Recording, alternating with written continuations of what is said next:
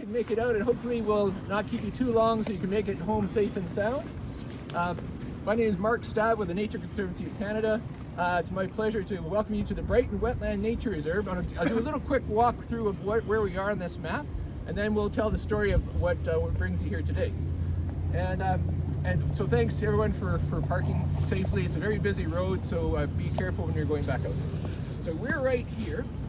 This Brighton Wetland property was purchased in 2018, and since then we've added 3 more parcels that also combined to another donation that was given to us back in 2008. So together there's a great complex of protected wetland habitat that with support from a lot of donors and government grants and so on, we've been able to make really a great announcement here today.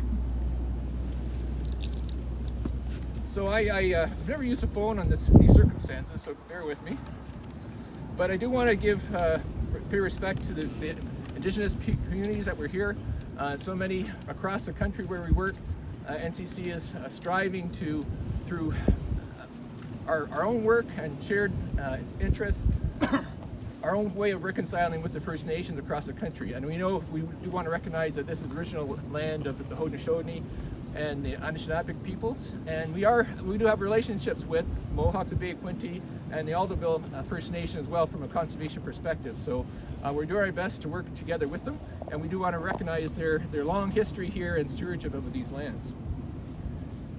So we're dedicated to honoring the stewardship of those First Nations from time immemorial and learning from them to how to do conservation in a different way. So we have a project here that we are consulting with First Nations on in a way that we haven't before. So we're taking baby steps, but hopefully careful step and respectful steps so we can actually be better partners on the ground.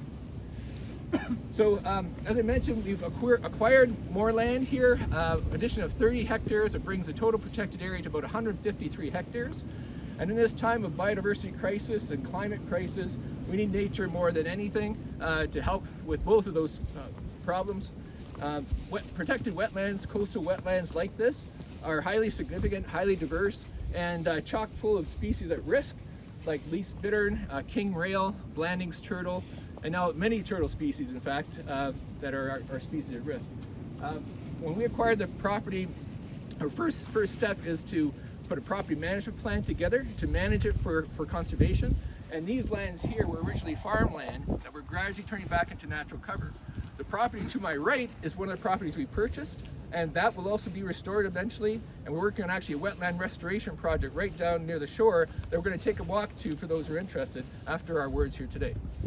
So it's my pleasure to introduce our board member, Peter Kendall, who's going to say a few words on behalf of NCC generally, and then we'll welcome the minister up to say a few words as well. So thanks again for coming, and thanks for bringing your dog, Minister. Dog-friendly event.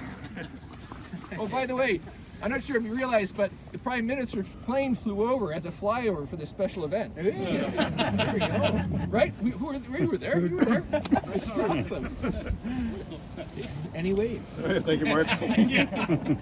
So I've been asked to say a few words on behalf of the Ontario NCC board, and I wanted to start by just mentioning that, of course, today's project and a lot of NCC's work recently would not be possible without the tremendous support of Minister Piccini and the Ontario government through the Ontario Greenlands Conservation Partnership. And we're very fortunate in this province to have a nature champion like David Piccini. I've had the privilege of getting to know the minister over the past couple of years and incredibly impressed with his passion and commitment to parks and protected areas. Whether it's through his support of NCC and others, his work on wetlands protection, the new provincial park, or developing meaningful new relationships with Indigenous communities, Minister Piccini is about action and about making things happen. I wish we had more ministers with his drive across the country right now. So thank you again, Minister, for your tremendous support of this project. It is now my pleasure to introduce the Honourable David Piccini, MPP for Northumberland, Peterborough South, Minister of Environment. Thanks, Peter. Thank you. And Max. Yeah. It's great to be here with Max. Not every day I get to come out with him, but thank you, Peter, and thank you to the NCC, the board, volunteers, all members here. We're joined by other important groups like our Land Trust, and private donors and those who step up for their commitment to nature. It's so important. You touched on the importance of biodiversity, of protecting coastal wetlands, of protecting important migratory bird corridors.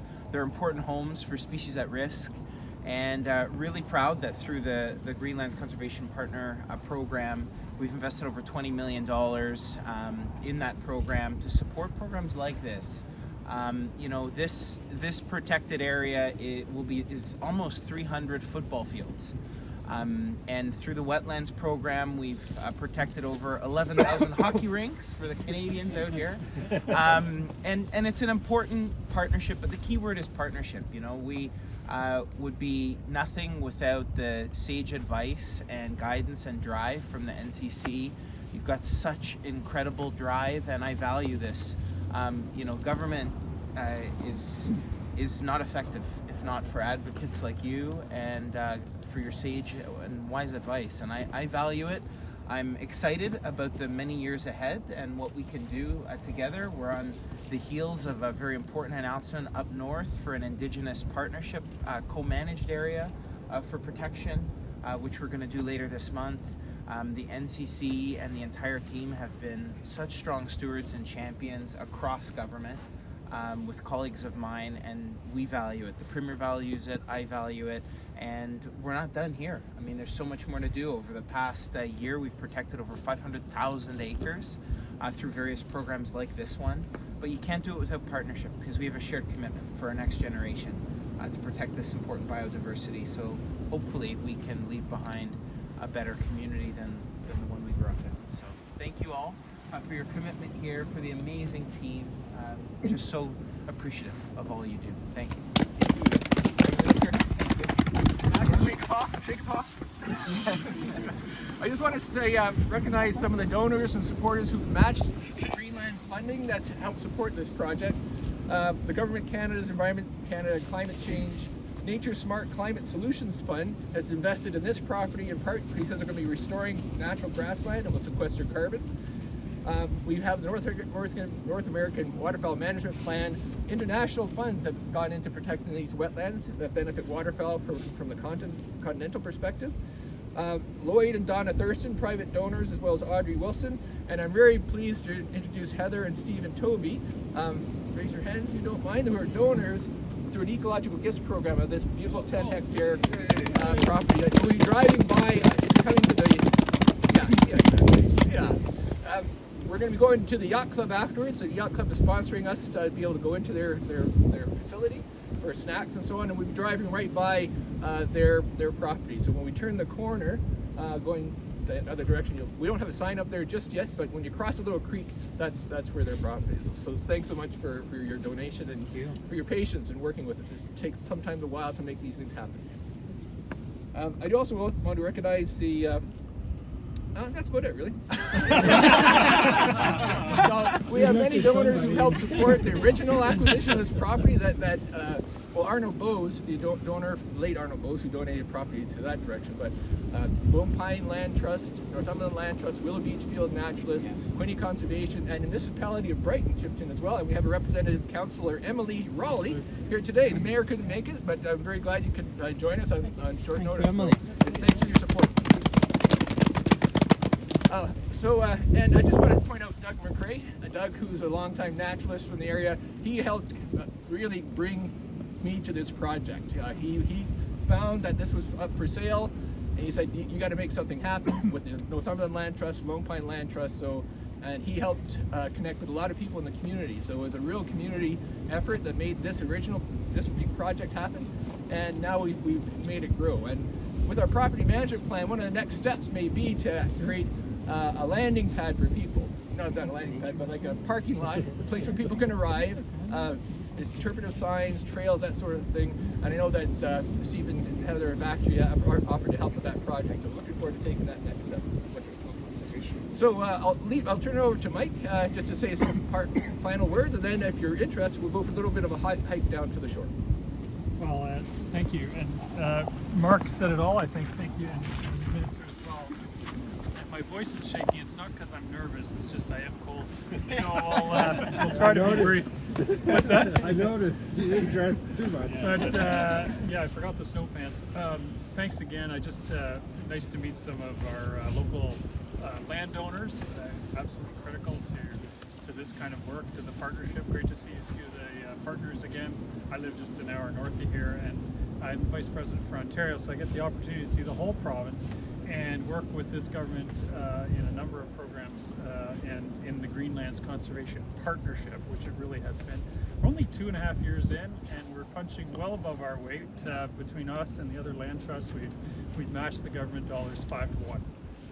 So it's been a very good couple of years. We've protected some very significant lands up north and all across the province. One project alone was twice the size of Toronto. But as I was saying to a few of you just before this, it's 10 hours from Southern Ontario, and where people are and the international community that continues to migrate here, we are continuing to expand the protected area base in Southern Ontario through partnerships, creating new areas for people to enjoy like this.